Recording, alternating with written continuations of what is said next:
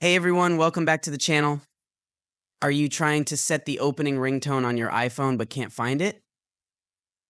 Don't worry, in today's video, I'm going to walk you through the possible workaround to sort this issue out.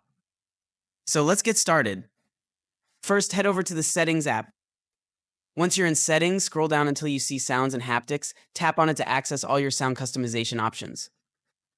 Under Sounds and Haptics, look for the ringtone option and tap on it. Scroll all the way to the bottom and you'll find a section labeled Classic. Tap on it to reveal a collection of timeless tones. From the Classic section, scroll through the options and select Opening. This is the classic iPhone ringtone that so many people know and love.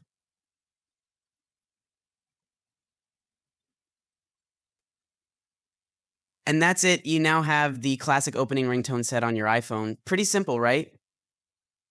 If you found this video helpful, give it a thumbs up and don't forget to subscribe to the channel and hit the notification bell so you never miss out on more tips and tricks. Thanks for watching and I'll see you in the next video.